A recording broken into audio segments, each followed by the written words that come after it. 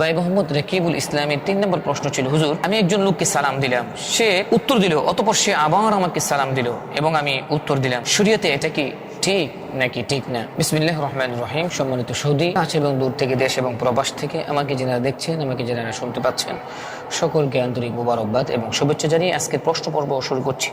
ভাই মোহাম্মদ রাকিবুল ইসলামের ৩ নম্বর প্রশ্ন ছিল, হুজুর আমি একজন লোককে সালাম দিলাম, সে উত্তর দিল, অতঃপর সে আবার আমাকে সালাম দিল এবং আমি উত্তর দিলাম, শরীয়তে এটা কি ঠিক নাকি ঠিক না? আমি আপনার কাছে জানতে চাচ্ছি। ভাই মোহাম্মদ রাকিবুল ইসলাম চমৎকার একটি প্রশ্ন করেছেন। আমাদের দেশে এটা অনেকের এই অভ্যাসটা আছে যে সালাম দেওয়ার পরে উত্তর দিয়ে উত্তর বল সে আবার সালাম দিই। সালাম দেওয়া এটা আসলে সালাম কে দিবে, কে গ্রহণ করবে, আসলে এটা আমাদের জানা উচিত।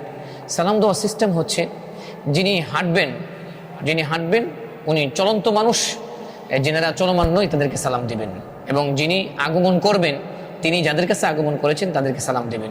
যিনি দাঁড়িয়ে আছেন তিনি বসনেওয়ালাকে সালাম দিবেন, যিনি বসে আছেন তিনি শুনেওয়ালাকে সালাম দিবেন। আর সালাম দেওয়ার ক্ষেত্রে আরেকটা জিনিস আমাদেরকে লক্ষ্য করা উচিত।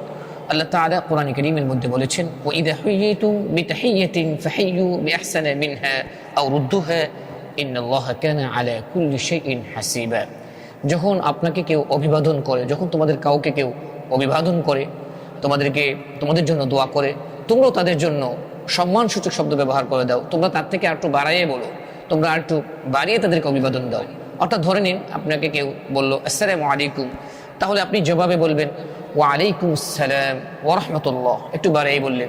আপনাকে কেউ বললো আসসালামু আলাইকুম ওয়া রাহমাতুল্লাহ, তাহলে আপনি বলেন ওয়া আলাইকুম আসসালাম ওয়া রাহমাতুল্লাহি ওয়া বারাকাতুহু।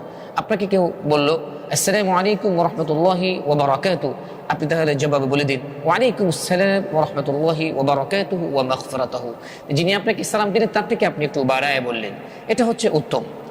প্রিয় ভাই, আপনি যে প্রশ্নটা করেছেন যে আপনি সালাম দেওয়ার পর সে সালাম গ্রহণ করলো, সালাম দেওয়া হচ্ছে সুন্নাহ আর সালামের উত্তর দেওয়া হচ্ছে ওয়াজিব। সালামের উত্তর যদি কেউ না দেয় তাহলে সে অবশ্যই গুনাহগার হবে এবং ওয়াজিব তরক করার গুনাহ হবে, কবিরা গুনাহ হবে।